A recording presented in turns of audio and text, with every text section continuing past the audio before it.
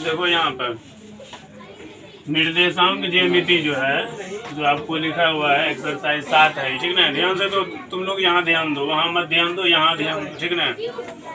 तो कोऑर्डिनेट ज्योमिति जो है, जिसका पिता कौन है? रेने दकार्ते। निर्देशांक ज्यामिति का पिता किसको कहते हैं? रेने दकार्ते को कहते हैं। यहाँ पे आपको हम अक्ष बता देते हैं, ये आपका x और ये x डैश हुआ, y और y डैश हुआ, और यहीं पे होता है मूल बिंदु का निर्देशांक 0 0, ठीक है। एक ओरिजिन पॉइंट को डिनोटेट करते हैं, ठीक है।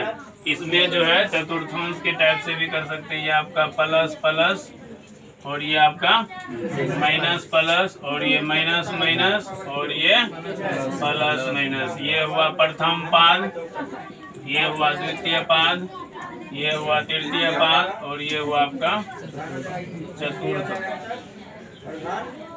ठीक है। ध्यान दीजिए। तो इसमें आप लोग जानते होंगे, इसको तल भी बोलते हैं। क्या बोलते हैं? तल भी बोला जाता है इसको। यानी कि ये हुआ प्रथम तल, ये हुआ द्वितीय तल, ये हुआ तृतीय तल और ये हुआ चतुर्थ तल, और इसको पाद भी बोलते हैं। तो इसको जो है मुख्य रूप से अगर हम मिला देंगे तो इसको बोलते हैं चतुर्थांश। इसको क्या बोलते हैं? चतुर्थांश बोलते हैं। ये चीज समझ गए। अब हम निर्देशांक के ज्यामिति में जो इम्पोर्टेंट चीज है, जो बेसिक है फॉर्मूला टाइप का, वो आपको बता रहे हैं। जैसे मान लीजिए पहला टॉपिक है आपका, किसी बिंदु से y अक्ष की दूरी को उस बिंदु, यानी कि पॉइंट का मतलब क्या हुआ? बिंदु का x निर्देशांक या भुज कहते हैं, यहाँ उल्टा होता है। y अक्ष की दूरी रहेगा, यहाँ पे आप देख सकते हैं, यहाँ पे हम लिखे हैं y अक्ष की दूरी रहेगा, ये होगा भुज। इसका आंसर क्या हो जाएगा? भुज। ई ध्यान में रखना, ये जो है ऑब्जेक्टिव में देता है, आपके परीक्षा में ऑब्जेक्टिव में ये प्रश्न दे देता है, हर साल देता है, ठीक है। ध्यान दीजिएगा। दूसरा है आपका, किसी बिंदु से x अक्ष की दूरी। यहीं पे जो है ना, कितना विद्यार्थी जो होता है कंफ्यूजन कर जाता है, x और y पे समझ नहीं आता है उसको। x अक्ष की दूरी को हम उस पॉइंट का y निर्देशांक कहते हैं, उल्टा होता है। यहाँ पे y निर्देशांक कहते हैं, ये तो कोटि कहा जाता है। क्या कहा जाता है? कोटि कहा जाता है। तो ये दोनों चीज जो है, या तो एगो कोनो दो में से एगो कोई पूछा जाता है हर साल, ठीक है। अगला पॉइंट की तरफ हम बढ़ते हैं। x अक्ष पर निर्देशांक x 0 के रूप का होता है। यानी कि x अक्ष जो हम यहाँ पे लिखे हैं, ये जो x अक्ष है आपका, x अक्ष पर जो है निर्देशांक x 0 के रूप का होता है, ठीक है। और दूसरा जो है आपका y अक्ष पर निर्देशांक 0 y के रूप का होता है। यानी कि y अक्ष पर जो है निर्देशांक 0 और y के रूप का होता है। आगे बढ़ते हैं। मूल बिंदु के निर्देशांक 0 0 होता है, काफी इंपोर्टेंट है, याद रखिएगा। मूल बिंदु के निर्देशांक कितने होते हैं? 0 0 होते हैं। यानी कि डिनोटेड उसको P से भी कर सकता है, Q से भी कर सकता है, बड़ा O से ओरिजिन होता है, अंग्रेजी में ओरिजिन बोलते हैं। और ये देखिएगा, अक्सर करके जब आप ISC क्लास कीजिएगा, मैथमेटिक्स पढ़िएगा, तो वहाँ जो एगो 0 और बढ़ जाएगा। इंटर में वहाँ पे क्या हो जाएगा, वहाँ भी जो है मूल बिंदु के निर्देशांक पढ़िएगा तो वहाँ हो जाएगा 0 0 0, ट्रिपल हो जाता है। लेकिन यहाँ आपको डबल पढ़ना, ठीक है। तो याद रखिएगा, मूल बिंदु के निर्देशांक 0 0 होते हैं। कितने होते हैं? 0 0 होते हैं। उसके बाद अगला है आपका मूल बिंदु की दूरी सूत्र, यानी कि ओरिजिन पॉइंट का डिस्टेंस फॉर्मूला क्या होता है। तो यहाँ पे हम लिख दिए, देख लीजिए।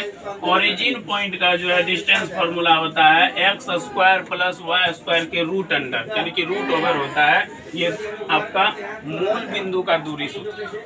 अगर आपको कह दिया जाए कि जैसे मूल बिंदु की दूरी निकालने के लिए दो बिंदु दिया है, 5 और एक 4 दिया है, यानी कि 5,4 दिया है। जैसे मान लीजिए यहाँ दे दिया कि 5,4, इसका जो है मूल बिंदु से दूरी निकालना है, कितना हो जाएगा कोई बताइए तो?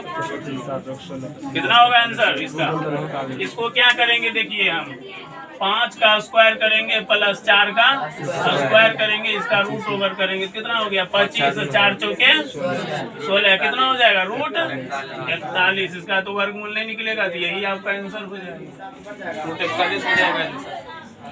और हमेशा याद रखिएगा, जब भी हम किसी भी संख्या का वर्ग करते हैं वो हमेशा पॉजिटिव में आता है उसका रिजल्ट, निगेटिव में नहीं आता है। अगर हम यहाँ पे -4 रखते क्या होता है? 4 चौके 16 प्लस में आ जाएगा, 2 बार गुना होगा तो आगे बढ़ते हैं। उसके बाद है आपका अगला पॉइंट, दो बिंदु के बीच की दूरी सूत्र, यानी कि दो बिंदु अगर मान लीजिए P और Q दिया है, या R या S दिया हुआ, या A या B दिया हुआ, कुछ भी दिया रहे, ठीक ना, मानने का कोई भी चीज आप मान सकते हैं।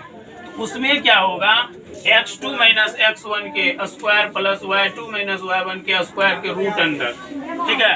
अब यहाँ पे हम x2 x1 लिखे हैं, अब मानने के लिए वो दूसरा चीज भी दे देगा, यहाँ पे z दे देगा, लेकिन ई प्रोसेस आपको देखना है, तो यही होगा इसका दो बिंदु का दूरी सूत्र, यानी कि डिस्टेंस फॉर्मूला जो है वो 2 पॉइंट्स का होगा, चाहे वो PQ ले लीजिए, RS ले लीजिए, TR ले लीजिए, कुछ भी लीजिए। अगला है आपका विभाजन सूत्र। विभाजन सूत्र जिसको हम अंग्रेजी में बोलते हैं सेक्शन फॉर्मूला। विभाजन मतलब होता है बांटना, ठीक है।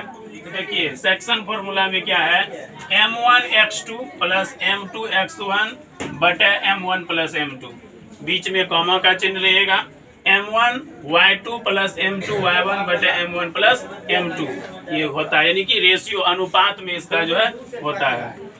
अगला है आपका मध्य बिंदु का निर्देशन, मिडिल पॉइंट, यानी कि किसी भी चीज का, जैसे मान लीजिए एक रेखा है, इसके बीच वाला निकालना है, उसको बोलते हैं मध्य बिंदु, ठीक है।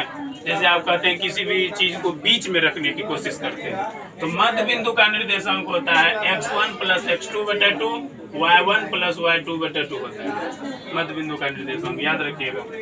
उसके बाद हम लिख दिए हैं त्रिभुज का केंद्रक, किसी भी त्रिभुज का जो है सेंटर, केंद्र जो होता है, उसका फॉर्मूला क्या होता है, देख लीजिए यहाँ पे, x1 plus x2 plus x3 बटे 3, y1 plus y2 plus y3 बटे 3, ये होता है त्रिभुज का केंद्रक, ठीक है, याद रखिएगा। जैसे मान लीजिए कि कोई 3 अलग संख्या दे दिया, फिर 3 अलग संख्या दे दिया, क्या करेंगे, तीनों को जोड़ देंगे और 3 से नीचे में क्या होगा, भाग हो जाएगा, निकल जाएगा आंसर। और लास्ट है आपका त्रिभुज का क्षेत्रफल का व्यंजक क्या होता है, यानी कि व्यंजक का सूत्र अगर हम कहेंगे तो 1/2 x1 y2 minus y3 plus x2 into y3 minus y1 plus x3 y1 minus y2, ये जो है आपका त्रिभुज के क्षेत्रफल का व्यंजक का सूत्र होता है। ये था बेसिक, यानी कि कोऑर्डिनेट ज्योमेट्री जो है आपका, ये बेसिक जो थ्योरी है ये काफी इम्पोर्टेंट है, और मैंने आज आप लोगों को ये बताया, ठीक है, धन्यवाद।